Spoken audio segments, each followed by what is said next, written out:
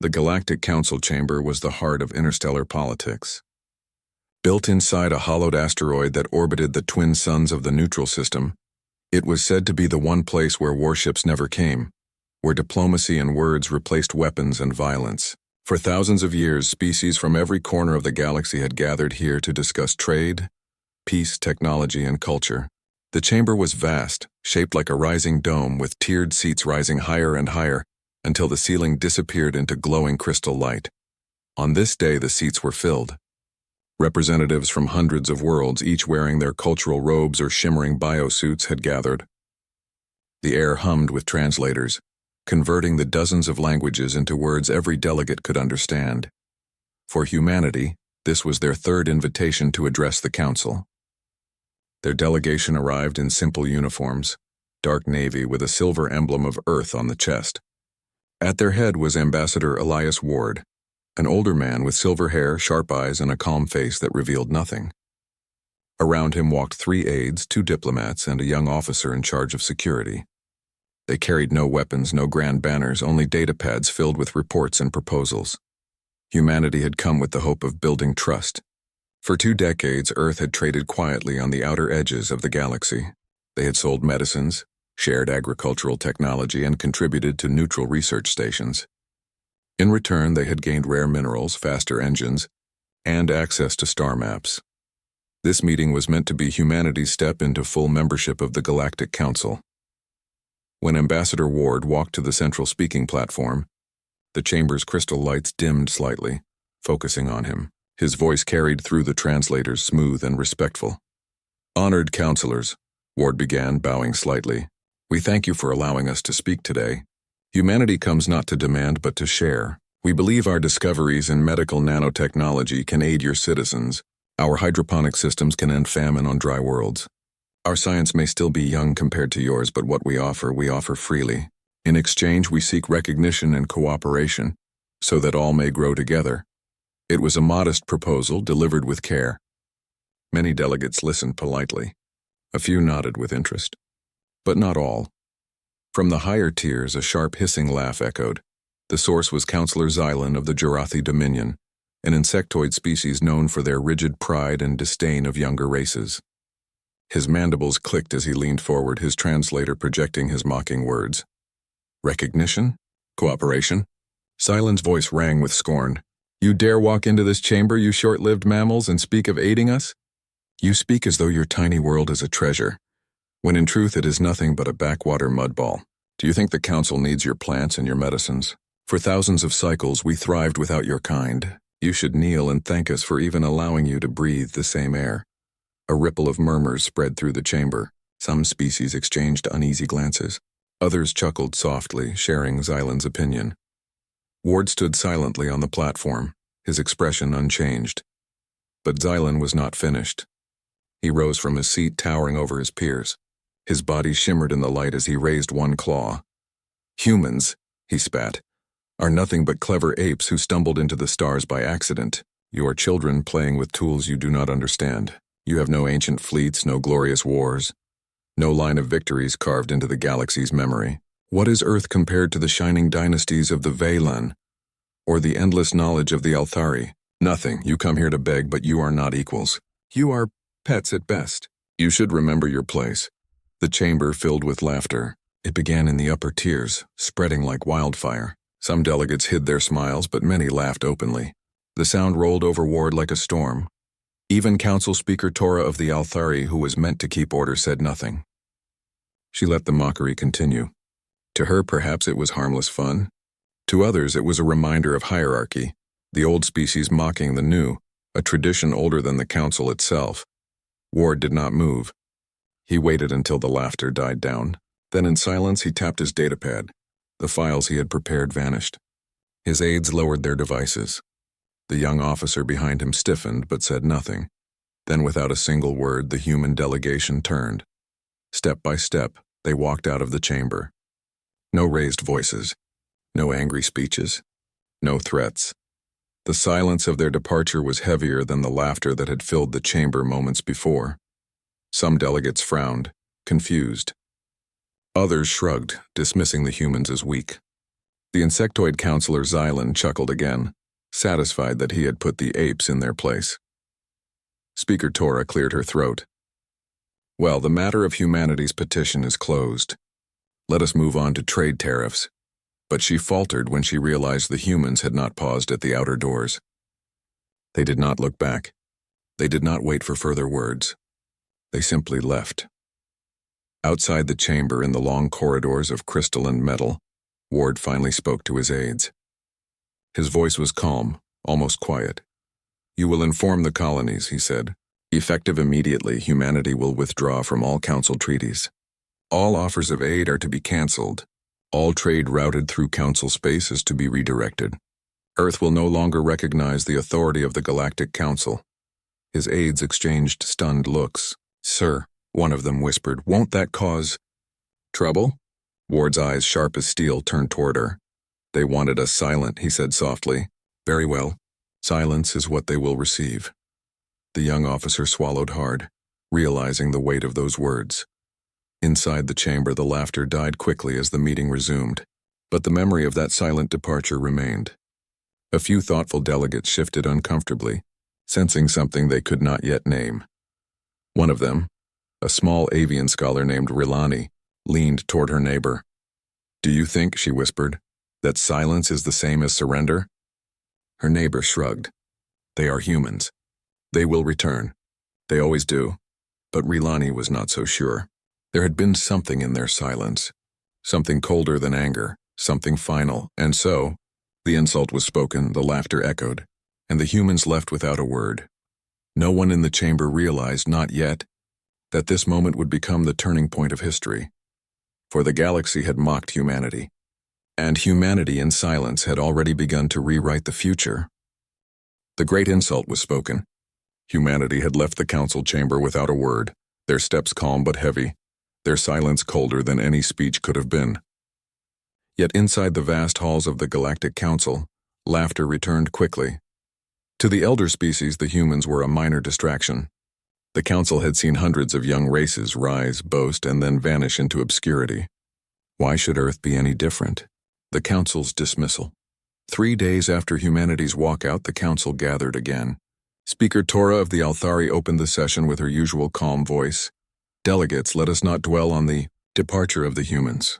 Their withdrawal is unfortunate, but hardly catastrophic. Trade continues. Our fleets remain strong. The galaxy turns as it always has. Counselor Xylan, the insectoid who had mocked the humans, clicked his mandibles in satisfaction. Indeed, let the apes sulk in their cages. They have no fleets, no empires, no ancient allies.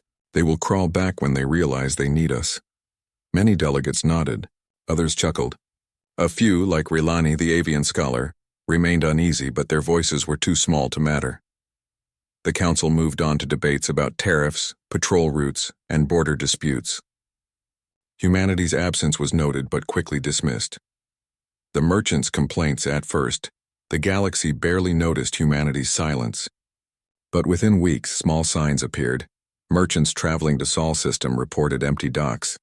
Human colonies that once welcomed trade had closed their spaceports. Starships bearing Earth's emblem no longer stopped at neutral stations. A group of traders brought complaints to the council. One merchant, a short reptilian with glittering scales, raised his voice in frustration. The humans no longer buy our goods. Their markets were small, yes, but their colonies always paid on time. Now their ports are sealed. Their diplomats gone. Do you not see the problem? Counselor Xylan waved a claw dismissively. A minor inconvenience. The humans will grow hungry for trade. They cannot survive without galactic commerce. Let them starve in their silence. The chamber laughed again, and the matter was closed. The first year of silence months passed. Still, humanity did not return. Instead, the silence deepened. At first, most worlds shrugged. After all, what could a small species truly change? The Althari produced medicine in abundance. The Valon harvested crops from entire planets. The Jarathi built fleets of warships larger than anything humans could dream of. But slowly, strange problems began to appear. On the mining colony of Drax 4, an epidemic spread among workers. In the past, human medics had freely shared a cure, simple nanobots that repaired the lungs. But with humanity gone, the miners were left untreated. The disease spread for months, halting production. On the dry worlds of the Outer Rim, crops failed. Farmers begged for Earth's hydroponic techniques once offered freely. Without them, famine began to grow. The Council sent aid, but it was slow, expensive, and often ineffective. The humans had offered help without pride, without conditions. The Council had never realized how deeply they relied on that quiet generosity, until it vanished. By the second year, humanity's silence was no longer a curiosity. It was a shadow. Merchants discovered that not only were human colonies closed, but human starships no longer passed through Council space at all. Entire convoys vanished from established routes. Rumors spread in the markets. They have built new trade lanes outside Council control. They are hiding in unexplored sectors. They have allies, secret allies who are tired of the Council's arrogance. Council Speaker Tora dismissed the rumors as paranoia. Humans are too young, too weak to stand alone. They are hiding, nothing more. But the merchants shook their heads. They had seen glimpses of human ships on the edges of unknown space. Sleeker, faster than before. The forgotten gifts. The Council had once praised itself as the galaxy's greatest collective of wisdom. But slowly, whispers grew among the smaller races. Whispers that remembered what humanity had given. The medical cures that saved thousands during pandemics. The soil-restoring machines that had turned barren moons into gardens. The translators improved by Earth's simple algorithms, making communication easier. These things had been shared freely, without charge, without condition. Now, they were gone. One avian elder said to his people, "The humans gave us bread when we were hungry." The Council laughed at them. Now the bread is gone and the laughter feels hollow. The Council's pride, and yet, the Council refused to admit fault. When smaller delegates begged for reconciliation with Earth, Speaker Tora's reply was always the same. The humans chose silence. They will return when they realize their need. Until then, we will not bend to prideful children. But some delegates noticed the irony. It was not humanity who had been prideful that day in the chamber. The third year, rumors of an alliance. By the third year, rumors hardened into fear. Explorers reported star systems sealed by fleets bearing human insignia. Colonies once ignored by the Council, small, weak, or forgotten, now bore strange new banners. When questioned, those colonies gave no clear answer. Some said they had joined a union of equals. Others simply said, "The humans treat us as friends." The Council scoffed. "Let the humans gather their pets," Zealand said. They are still nothing compared to the Council's fleets. But in quiet corners of the galaxy, smaller races began to whisper. Perhaps the Council was not eternal. Perhaps humanity was building something new. The distant horizon. By the fifth year, the Council had stopped laughing. Trade shortages grew. Medicine was harder to find. Famines spread on fringe worlds. The great fleets of the Jarathi still patrolled, and the Althari still boasted of wisdom, but the galaxy felt thinner, emptier, without humanity's quiet presence. And still Earth remained silent. No diplomats returned. No messages were sent. No offers of aid arrived, only silence. The Council continued to shrug, but now uneasily. One avian scholar, Relani, stood in the chamber one day and asked softly, "Did we mistake silence for weakness?" No one answered. For deep in their hearts, they began to wonder if humanity's quiet departure had not been surrender at all. But preparation, the galaxy still turned. The sun still burned. The fleet still patrolled. But something was missing. The laughter of the Council had long since faded, and somewhere beyond the mapped stars, humanity was building. The Council had laughed when the humans left. They had shrugged when the first shortages began. They had dismissed the silence as weakness. But as the years rolled into decades, the galaxy began to change in ways few had expected. The change was not loud. It was not the sound of war drums or the roar of fleets clashing in open battle. No, this was a quiet shift, steady, relentless, impossible to stop. It began with whispers. It ended with entire sectors bending toward a new center of power. Humanity. The fragile Council. By the 10th year of humanity's withdrawal, the Council found itself in trouble. The Council had always prided itself on being the foundation of the galaxy. It claimed to bring stability, fairness, and order.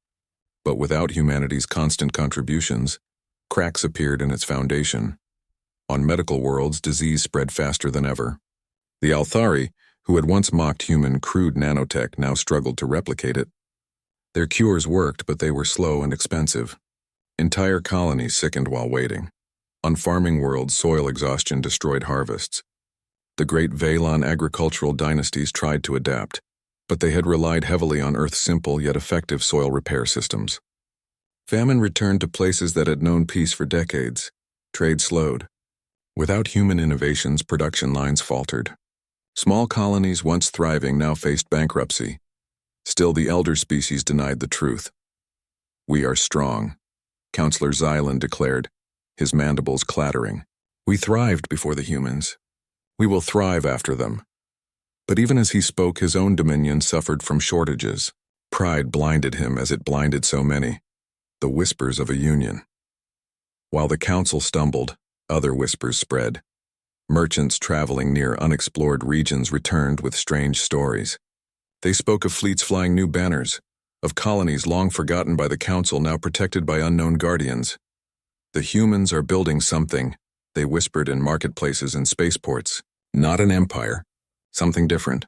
At first, few believed them. Humanity had been a small voice in the galaxy, a minor player. How could they suddenly command fleets and colonies? But the stories grew. Ships sleek and powerful, faster than council vessels, had been seen escorting convoys through unmapped space. Colonies once ignored, tiny mining worlds, neglected agricultural moons, now thrived under human aid. And there was one detail that repeated in every rumor. The humans never ruled those colonies. They partnered with them. The forgotten species, the ignored, the mocked, all found respect under humanity's banner. Some called it the Union of Equals. Others called it the Silent Alliance. Whatever the name, the truth spread slowly but surely. Humanity had not vanished. Humanity had been busy. A dying trade inside the council chambers, frustration grew. Merchants shouted that their profits had collapsed. Entire shipping guilds demanded answers. They begged the council to repair relations with Earth. But Speaker Torah, calm as always, waved their fears away. "The humans will tire of isolation. They are young. They are impatient. In time they will return." Yet merchants knew better. They had seen the empty trade routes, the abandoned ports, the silence where once there had been bustling markets. Trade with Earth had not paused. It had vanished. Worse still, humanity no longer needed the council's markets. They had built their own. The first encounter. The truth came sharply one year when a council patrol ship stumbled upon a convoy in uncharted space. The patrol captain, a Velan officer named Trass, had expected smugglers or pirates. Instead, he found a convoy of 15 ships, freighters escorted by sleek warships. At first glance, they looked unfamiliar. But when the warships turned, their hulls revealed the symbol of Earth, a silver-blue globe encircled by stars. "Humans," Trass whispered. He hailed them. "This is council space. State your cargo and destination." A calm, human voice replied. "This is not council space. You are trespassing in Union territory. You will withdraw immediately. Union." The word spread like wildfire after the encounter. The council dismissed the claim as arrogance. But the memory of those sleek warships, faster and stronger than the council's aging patrol ships, lingered. For the first time, fear crept into the chambers of power. The collapse of confidence within 20 years of humanity's silence. The council's authority weakened. Small species once loyal to the council, now quietly turned away. Why stay in an alliance that mocked them, ignored them, taxed them, but gave little in return? Why not join the Union of Equals, where humans treated them as partners rather than inferiors? The defections were quiet at first. Tiny colonies on the edge of space, places the council barely noticed. But slowly they grew. Entire star systems disappeared from council maps, their signals silent, their trade gone. The council blamed smugglers, blamed pirates, blamed local unrest. But deep down, many knew the truth. The humans were winning, not through war, but through respect. The debate of shadows one day. In the council chamber, a heated debate erupted. Rilani, the avian scholar who had once warned of humanity's silence, stood tall. Her feathers shimmered with urgency as she addressed the chamber. "Do you not see? We insulted them. We mocked them. And they left. Yet in their silence they have built something greater than we imagined. They are gathering the forgotten, the abandoned, the oppressed, and they succeed because they offer what we never did: dignity, Counselor Xylan hissed, slamming his claw against his seat. Lies, they are parasites clinging to the weak. They cannot stand against the true might of the Council. Then why, Rilani asked softly, do more and more systems fall silent each year? The chamber was quiet. For a moment, pride faltered, but then Speaker Tora ended the debate with a single statement. The humans are young. Let them play their games. The Council remains eternal. Yet in the corners of the chamber, many eyes no longer believed. The power of silence by the 30th year, the shift was undeniable. The union of equals had grown into a true power. Its fleets matched the Council's. Its trade routes stretched further. Its colonies thrived while Council worlds suffered shortages and unrest. And still humanity had spoken no words. No speeches, no threats, no declarations of war, only silence and action. The galaxy had once laughed at the humans for being short-lived apes. But in just 3 short decades, humanity's silence had reshaped everything. The Council was no longer the unquestioned center of the galaxy. Another power had risen quietly, steadily, unshakable. The fading pride in the Grand Chamber, Speaker Tora felt the weight of history pressing down.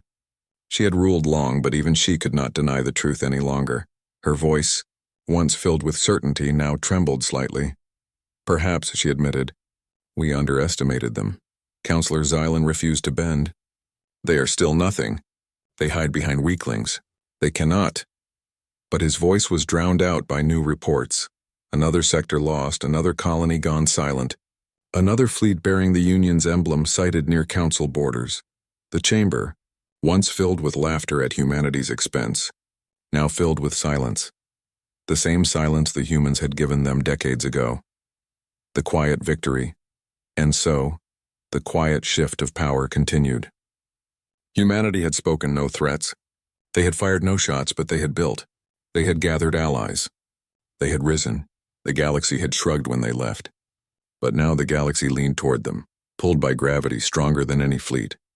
It was not the sound of war that marked humanity's return. It was the sound of silence. The galaxy had changed. For decades, the Council had dismissed humanity as insignificant. They had shrugged when Earth withdrew. They had laughed when trade vanished. They had mocked when rumors spread of a new union. But now, after years of silence, the union of equals was no longer rumor. It was reality. And humanity no longer stood alone. The Council's desperation. The Council chamber no longer shone with confidence. Once it had been filled with laughter, boasting, and arrogance. Now its crystal walls echoed with arguments and fear. Reports arrived daily. Food shortages, uprisings, failing technology. The once mighty fleets of the Council struggled to cover all their territories. Pirates grew bold, sensing weakness. More troubling were the disappearances. Colonies and systems that once answered to the Council simply went silent. Some declared loyalty to the Union of Equals. Others simply faded away, their trade redirected through hidden routes. Speaker Tora, aged and weary, called emergency meetings almost weekly. But the debates always ended the same, pride battling fear. Counselor Xylan, his mandibles now dulled with age but his arrogance undimmed, still hissed, "They are nothing. Apes who play at Empire, their silence is fear. Their allies are weak. We remain the center of the galaxy." But few believed him anymore. The first sight, the return began quietly, as it had begun decades before. A Council patrol ship named Solaris was stationed on the rim, guarding a minor trade route. Captain Morale, a disciplined reptilian officer, was known for his caution. One evening cycle, his sensors detected movement, an approaching fleet. He expected smugglers or pirates, perhaps 30 ships at most. But when the scanners completed their sweep, the results shocked the entire crew. Hundreds of ships appeared from hyperspace. Sleek silver-gray hulls reflected the starlight. Each bore a symbol unknown to the younger crew but familiar to the captain, a blue globe encircled by stars. Human ships. But these were not the clumsy freighters of old. They were warships, elegant and deadly, accompanied by convoys of transports and support vessels.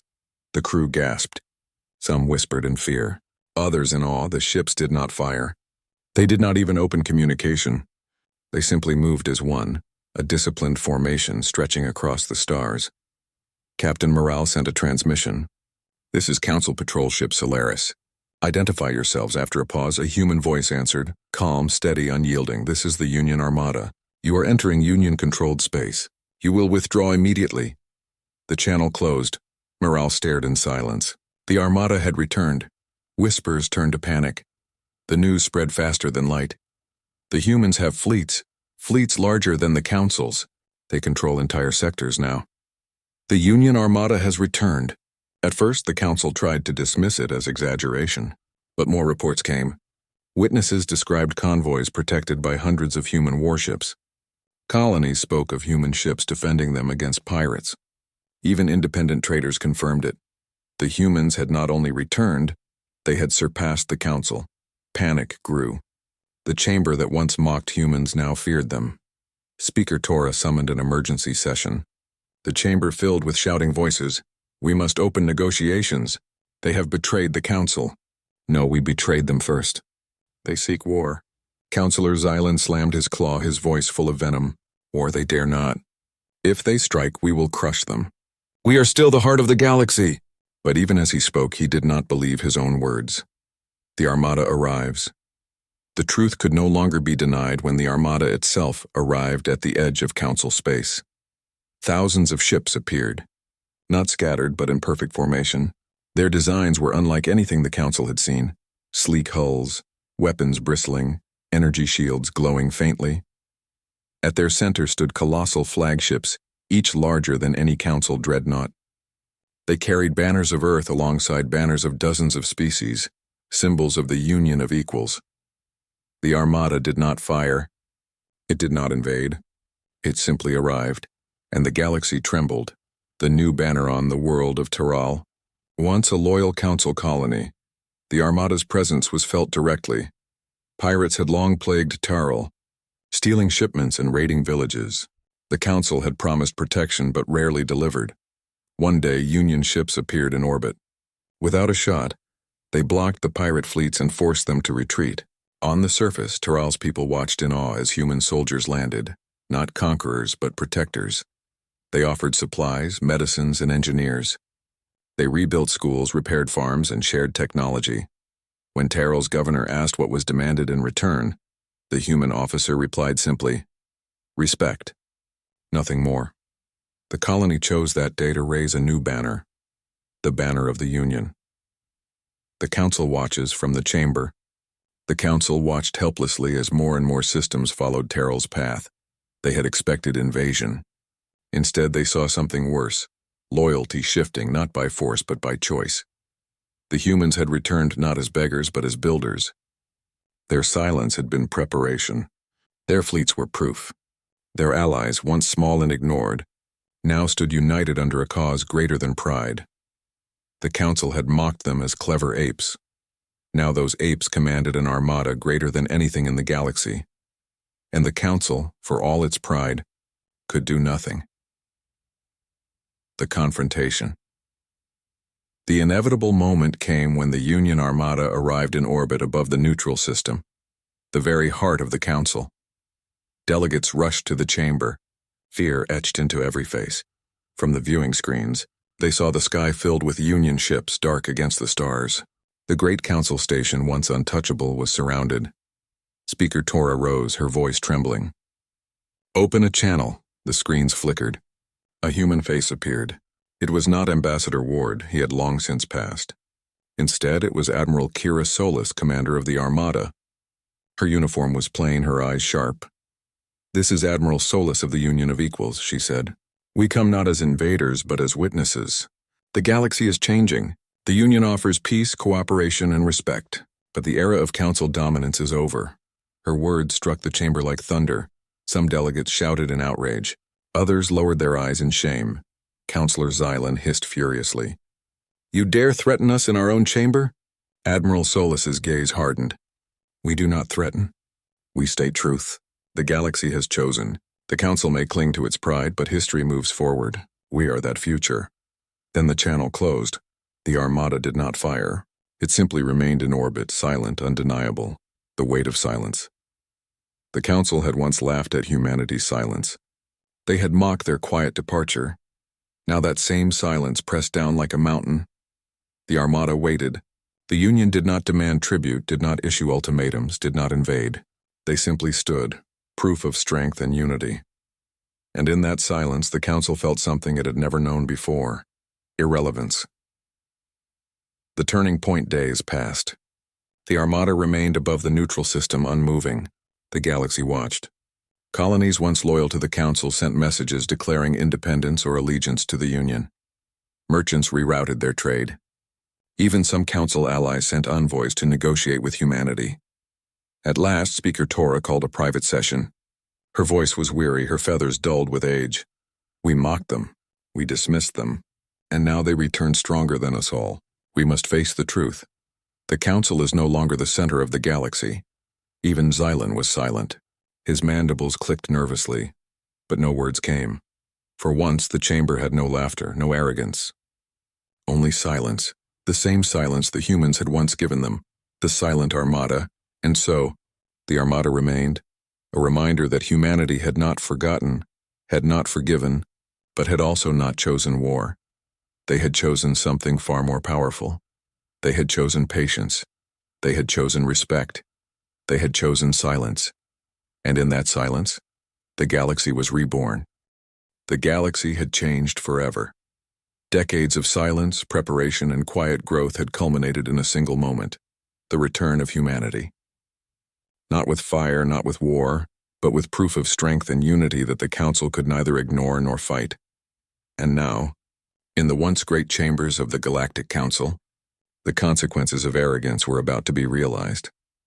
The Council's collapse, the once mighty Council, which had stood for thousands of cycles as the central authority of the galaxy, now faced reality. Speaker Tora sat at the center of the chamber, her feathers dulled, her voice shaking as she addressed the gathered delegates. We cannot continue as before, she admitted. We laughed at humanity. We insulted them. We ignored the value of their contributions, and now we see the cost of that arrogance. Councillor Xylan, his mandibles clicking nervously, refused to bow, though even he sensed the shifting tides. They are nothing more than clever apes, he hissed. We hold the fleets. We control the planets. They cannot truly. He trailed off as a report came in. Another sector, previously under Council control, had declared allegiance to the Union of Equals. Entire fleets had vanished, joining the humans' ranks. Trade routes that had fed the Council for centuries were now under Union protection. Even Xylan's claws shook as he realized his words were hollow. The chamber fell silent. For the first time, the Council could not mock or command. They were irrelevant. The human approach, meanwhile. The Union Armada moved with purpose, not aggression. Admiral Kira Solis, now the commander of the full Union fleet, led the return to the heart of the galaxy, not to conquer, but to assert a new order. The ships gleamed silver under distant suns, carrying allies from hundreds of worlds who had chosen respect over fear. The humans did not fire upon Council ships. They did not invade. They did not demand tribute. Instead, they arrived perfectly aligned in silence. That silence was louder than any cannon, stronger than any fleet. It carried the weight of decades of preparation, of patience, of dignity, and the Council felt it. The envoys of change at last. Humanity sent emissaries to the Council chambers. Ambassador Lena Ward, granddaughter of Elias Ward, now led the human delegation. Her calm eyes swept across the room filled with species that had once mocked her people. She carried no weapons, no threats, only documents, data slates, and a small, confident smile. We come not for war, she said. Her voice was translated into every language of the chamber. We come to offer peace, cooperation, and respect. But we also come to remind you, the era of arrogance is over. The galaxy does not bend to pride. It bends to collaboration, trust, and unity. The chamber was quiet. Every species listened. Even Councillor Xylan had no words, only clenched claws. Your insults were heard, Lena continued. Your mockery was noted, and yet we chose not vengeance. We chose silence, and in that silence we built a galaxy stronger, fairer, and more united than ever before. The Council had its chance. Now the galaxy moves forward, with or without your permission. The weight of her words settled like a shadow over the Council chamber. A galaxy rebalanced, outside the chamber. The Union fleets stood ready. The galaxy had shifted. Systems once loyal to the Council now looked to the Union. Trade flowed along new routes. Colonies that had been ignored or oppressed now flourished under human guidance, and yet humanity demanded nothing more than respect. The Council's fleets remained vast, but their authority had been broken. For the first time in its history, the Council had to negotiate, not command. The once arrogant delegates learned a hard lesson. Respect cannot be demanded. It must be earned. Lessons in Silence. Rilani, the avian scholar who had long predicted humanity's rise, observed from a side balcony. Her feathers glimmered in the soft crystal light as she whispered to herself, "They did not fight. They did not shout. They only left and returned stronger." She remembered the day humans walked out of the chamber decades ago, their silence calm, unyielding, and deliberate. Every delegate had assumed it was weakness. It had been the opposite. Every system helped. Every ally joined. Every fleet built. Every colony protected, all while the Council wasted time with pride and mockery. Silence, she realized, can be louder than war. The human code, in the new order, humanity acted as a guide, not a ruler. They rebuilt trade systems to be fair to all species. They shared medical advances freely. They taught agricultural technology to worlds that had suffered famine. They mediated disputes, always seeking solutions that respected each party. The union of equals became a model of fairness, cooperation, and dignity. Species once oppressed by the Council now flourished. Humanity had turned insult into opportunity. And the galaxy remembered. The Council's price. The final blow was not delivered by weapons, but by consequence. Council worlds that had once laughed at Earth now suffered quietly. Shortages of medicine, failing infrastructure, and mismanaged economies spread. Traders left for the Union. Citizens petitioned for aid from humanity rather than their old rulers. The Council had once held the galaxy in its hands. Now it struggled to maintain relevance, and yet humanity offered no vengeance, no attacks, no humiliation, only a calm, undeniable presence, proving that strength lies not only in power but in restraint, patience, and respect. A lesson etched in history, in the final session of the Council under its old rules. Speaker Tora addressed the chamber with resignation. "We were proud. We were arrogant. We believed ourselves eternal, and yet we were wrong," delegates murmured. Many, like Xylan, refused to admit their mistake aloud, but the truth was clear. Humanity had taught the galaxy a lesson that no weapon could deliver. Pride blinds. Mockery destroys alliances. Underestimating others leads to downfall. Silence, patience, and unity can achieve more than force. The Council would survive in name, but its authority had been forever altered. Humanity had risen not by conquering but by leaving, watching, and returning stronger. The future of the galaxy, humanity did not seize control. They did not demand the title of rulers. Instead, they offered a vision, a galaxy where all species mattered, where contributions were valued, and where arrogance and pride were tempered by respect. Planets once ignored by the Council now thrived. Trade, science, and culture flourished. The union of equals became a beacon of hope, and every species that had once laughed at Earth remembered the day humans left in silence, and the price the Council had paid. It was a story passed down across generations. The humans left without a word. They were insulted, and the Council paid the price. Epilogue. Silence, the strongest weapon. On Earth, Admiral Kira Solis watched a new fleet of human ships glide into orbit. Children of dozens of worlds waved as engineers repaired schools and hospitals. Farmers tested new soil techniques. Scholars shared discoveries once hidden from the Council. Lena Ward observed quietly, reflecting on the past decades. Humanity had chosen restraint over rage, preparation over retaliation, patience over aggression. Their silence had become the galaxy's loudest voice, and the galaxy listened. For the first time in its long history, humanity had proven one truth above all. Strength is not only measured in weapons, ships, or fleets. True strength is measured in courage, wisdom, and dignity. And with that, the galaxy had learned to respect humanity forever.